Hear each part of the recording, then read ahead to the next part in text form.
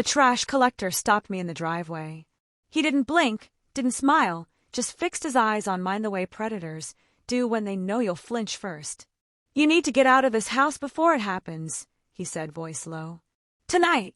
The warning hit harder than I expected. He wasn't joking. "Who are you?" I asked. He lifted his shirt. What I saw wasn't just a body. It was a message. Scar tissue. A tattoo I knew but wished I didn't. The same emblem I had once seen in a police file about a gang leader who had vanished without a trace. Then he leaned in, his breath sharp against my ear. "Don't say a word to your wife." And he walked away, leaving me frozen in the driveway, his words lodged in me like broken glass. That night, I sat across from her at dinner.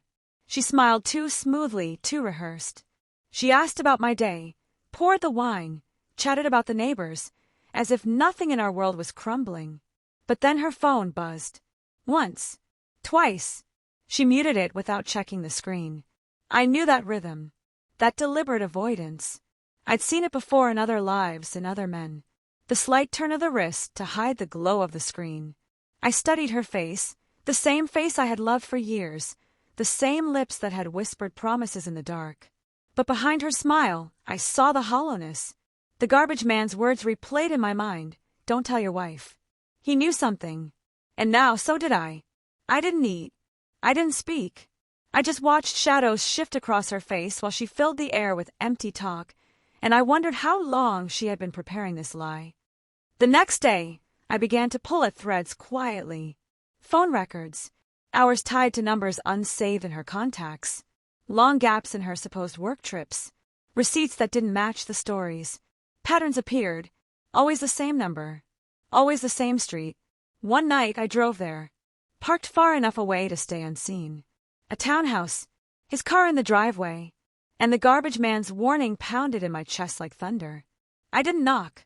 I didn't confront. I just memorized. At home, I looked at her differently. When she leaned against me, her weight felt false. When she kissed me goodnight, I tasted someone else's ghost. Every lie was visible now. Every truth, she thought, was buried, pulsed in the silence between us. I moved with precision. The next step, a test. DNA, not for me, for our son. A week later, the envelope arrived. My hands didn't tremble as I opened it. My chest didn't tighten. The result was clean. Brutal. 0%. I waited for her to come home from her meeting. She dropped her bag by the door, her face bright with practiced innocence. She kissed me, asked about dinner, walked through the house as if she still belonged here. I sat at the table and placed the envelope in front of me. "Open it," I said. She froze. Then she did. Her face crumbled in stages: confusion, realization, collapse. Her lips parted, but no sound came. Finally, a whisper. "Please, let me explain." I leaned forward, my voice calm, almost gentle. "No. Just tell me his name." Her silence was the confession. I slid my phone across the table. On the screen, a photo. Her lover. The same man. The same symbol etched into his skin. The same one I had seen carved into the garbage man's chest.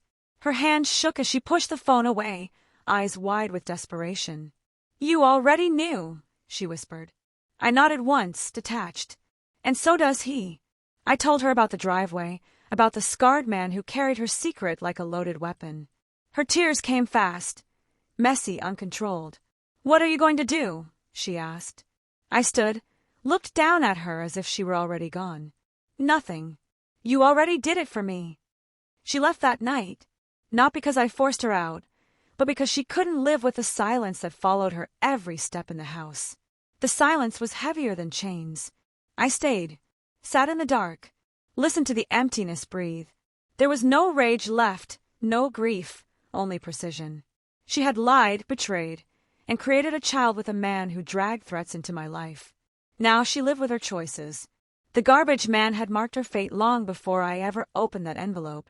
And me, I had clarity, sharper than revenge, colder than forgiveness. The truth didn't destroy me, it cut me clean. And once the carving is complete, you're no longer human. You're untouchable,